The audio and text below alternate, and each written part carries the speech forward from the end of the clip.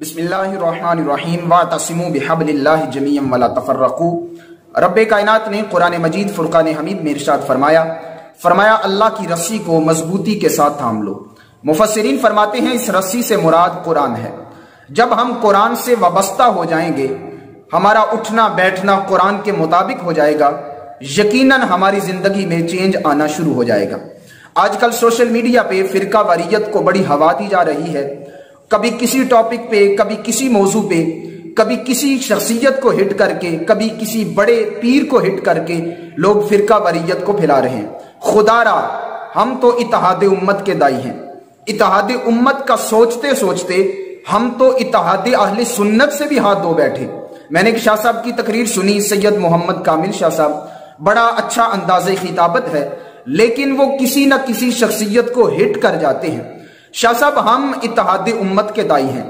ہم نے لوگوں میں پازیٹیویٹی کو سپریڈ کرنا ہے اور لوگوں کو بتانا ہے کہ نبی علیہ الصلوۃ والسلام کا کلمہ پڑھنے والے ہیں، ہم ایک قرآن کو ماننے والے ہیں، ہم ایک نبی کو ماننے والے ہیں، ہمارا خدا ایک ہے، ہم توحید کے پیروکار ہیں۔ اگر ہم فرقہ واریت کو ہوا دیں گے تو کیسے ہم اتحاد امت کا تو سوچتے ہوئے ڈر لگتا ہے جب تک اتحاد اہل سنت نہ ہو جائے۔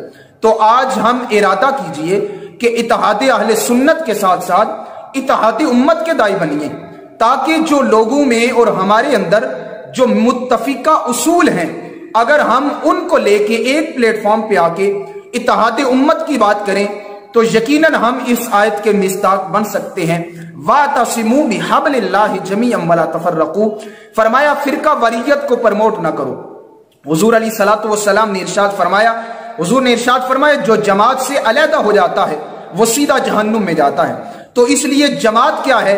سب سے زیادہ اور بڑی سواد اعظم اتحاد اہل سنت ہے۔ ہم اتحاد اہل سنت کے بھی دائی ہیں اور بالخصوص اتحاد امت کے بھی دائی ہیں۔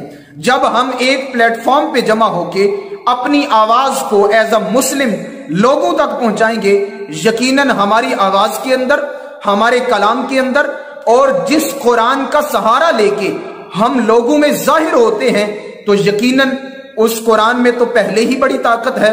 جب اس قرآن کے نام لیوا بن کے ہم لوگوں میں ابھریں گے، یقیناً ہماری پرسنالٹی میں، ہمارے کلام میں، ہمارے عمل میں اتحاد امت کے دائی ہونے کے ضرورت کی وجہ سے ہمارے اندر وہ استقامت پیدا ہوگی جو حضور علیہ الصلوۃ والسلام نے ارشاد فرمایا جماعت کے ساتھ رہوگے تو تمہارا رستہ جنت کا ہے، اگر جماعت سے علیحدہ ہو جاؤ تو پھر جہنم میں جاؤ گے۔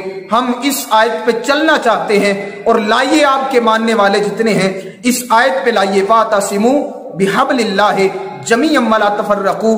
اتحاد امت کے دائی بن کے مدینے والے کی ذات کو خوش کیجیے۔